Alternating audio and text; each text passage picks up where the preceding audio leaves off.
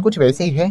What about हमारे ADR? तो इन्फोसिस का एडीआर ऑलमोस्ट 2.5% से ज्यादा गिरा है। एचडीएफसी बैंक का एडीआर इतना कुछ नहीं गिरा है, ठीक ही है। आईसीआईसीआई बैंक का एडीआर जबरदस्त गिरा है, 2-2.25%।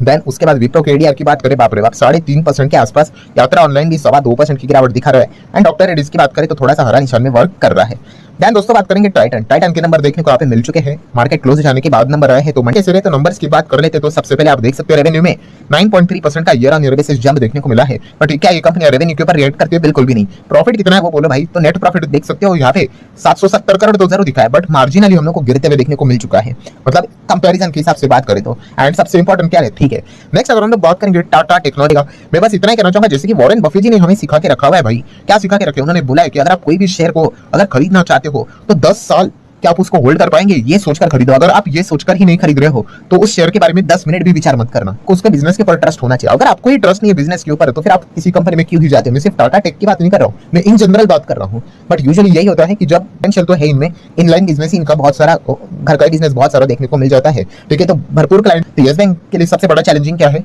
सी वाले तो कंसिस्टेंसी रखना। इस वक्त के नंबर देखिए येस बैंक के कमाल के नंबर थे, बट प्रॉब्लम क्या होते हैं कि और आप इंतजार ही करते बैठोगे, तो ये पॉइंट आपको समझ में यहाँ पे आना चाहिए। देन सेम चीज एमटीएनएल से रिलेटेड, अभी आप देख सकते हो गिरावट है। अगेन कह रहा हूं गिरावट तो हर किसी, तो आपको बताइए ये नीचे यहाँ पे आने वाले रहते हैं। क्यों नीचे आने वाले होते हैं? इनके नंबर से देखो भाई, सब कुछ बुक वैल्यू से लेकर जितना return on capital employed equity तो कैलकुलेट भी नहीं करते भाई, सब कुछ माइनस में रहता है। आप इनके पीएनएल को जाकर चेक करोगे, सालों साल से कंपनियां घाटे में ही रहती हैं। तो ऐसी कंपनियां भागती क्यों है? क्योंकि वो एक मोमेंटम है ना, थोड़ी सी खबर निकल कर आ गई भाई कि बीएसएनएल से रिलेटेड ये है, एमटीएनएल का बिजनेस हैंडल करेंगे, कुछ होता नहीं है। देखिए पूरी तरीके से वेल्थ डिस्ट्रक्शन। वैसे बीच बीच में खबरें आती रहेंगी, स्टॉक यहाँ पे परफॉर्मेंस देते रहेंगे, तो ये पॉइंट आपको समझ में आना चाहिए। सेम टीटीएमएल का भी वही सिनेरियो आज के दिन ठीक है, चलता रहता है। ये देखिए यहाँ पे चार्ट पैटर्न आपको बार बार यहाँ पे चीजें सीखने को मिलेगी, ठीक है। कोई फंडामेंटल नहीं, रॉकेट बन गया, ठीक है भाई। तभी भी कहता था अगर आपका टाइमिंग सही है भाई, पैसा कमा लिया, कांग्रेचुलेशन, अच्छी बात है। बट थोड़ा भी 19-20 हो गया, अगर फंस गए तो सब कुछ लॉस नहीं देखने को यहाँ पे मिल रहा है। हाँ, अगर इनको बाहर निकलना है तो इनको क्या करना पड़ेगा? यही जो इनका लोन के ऊपर जो इंटरेस्ट लगता है, लोन इनको चुकाना पड़ेगा। देन सेम बात करेंगे जेएफएस से रिलेटेड, इससे रिलेटेड भी काफी सवाल रहते हैं, मिलता रहता है, तो ये एक अच्छा एडवांटेज है। आरवीएनएल की बात करेंगे, आरएफसी सर इनका क्या होगा? फिलहाल तो गिरावट देखने को यहाँ पे मिल रही है।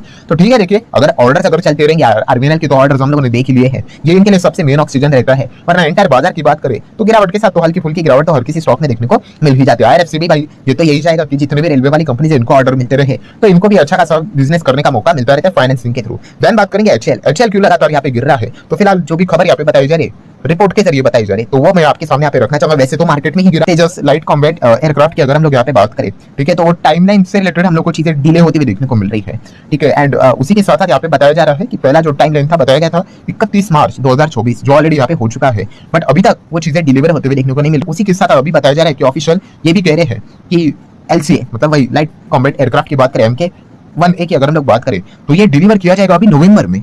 मतलब पहले यहाँ पे बताया गया था कि मार्च में प्रॉमिस किया गया था, देन डिले करके जुलाई बोला था, देन अगस्त बोला था, अभी कह रहे भाई नवंबर। इसी हफ्ते की अगर बात करें, एक और रिपोर्ट यहाँ पे आई थी कि जनरल इलेक्ट्रिक के साथ इनका हम लोग को टाई अप होते हुए देखने को मिलता है इंजन से रिलेटेड, तो वहां पे भी हम लोग कह सकते हैं कुछ रिडक्शन हम लोग को होते हुए देखने को यहाँ पे मिल चुका है। इरेडा की अगर हम लोग बात करेंगे, अगेन सेम सवाल यहाँ पे पूछा है भाई, बाजार गिरेगा तो हर कोई स्टॉक यहाँ पे गिरता है, ये पॉइंट आप लोगों को पता है यहाँ पे होना चाहिए, ठीक है। कोई इससे रिलेटेड अलग स्पेसिफिकली कोई न्यूज यहाँ पे होती नहीं है। देन अगर हम लोग आखिरी बात करेंगे भाई, इंटेल का स्टॉक आप देख सकते हो 27% क्रैश होते हुए देखने को मिल चुका है, 27 से 28%। तो ऐसा क्या हो गया? तो इसके पीछे का रीजन ये टर्न अराउंड करने की जो ये सपने यहाँ पे देख रहे हैं, वो काफी स्ट्रगलिंग भरे वाले देखने को यहाँ पे मिलने वाले हैं। कंपनी के नंबर इसके पहले ठीक थे, इस वक्त एस्टिमेट को भी उन्होंने मिस कर दिया। एंड अगर हम लोग बात करें $1.6 बिलियन का Q2 में, वहां पे Q2 रहता है, वो उन्होंने नेट लॉस दिखा दिया। सो यहाँ पे लॉस दिखा दिया है। देन एंड ग्रोथ से रिलेटेड भी अगर हम लोग बात करें तो कोई इंडिकेशन देखने को नहीं मिल रहा है। कंपनी अपने ही एम्प्लॉइज को यहाँ पे निकाल रही, 15,000 से ज्यादा एम्प्लॉइज को यहाँ पे निकाल दिया है, मतलब एक्सपेंसेस को कट कर रहे, मार्जिन को मेंटेन करने के लिए। तो इसी चीज के चलते इंटेल का स्टॉक इतना जबरदस्त क्रैश हो चुका है। डाउ जोन्स की अगर हम लोग बात करेंगे, जाते हैं एक बार रिफ्रेश कर लेता हूँ क्या चल रहा है भाई, 750 पॉइंट की गिरावट फिलहाल तो देखने को मिल रही है। सो ठीक है दोस्तों, जितने इंपॉर्टेंट पॉइंट्स सारे कवर कर लिए, वीडियो आपको लगा तो चाहो तो लाइक एंड शेयर कर सकते हो। मिलते हैं नेक्स्ट वीडियो में, तब तक के लिए बाय बाय।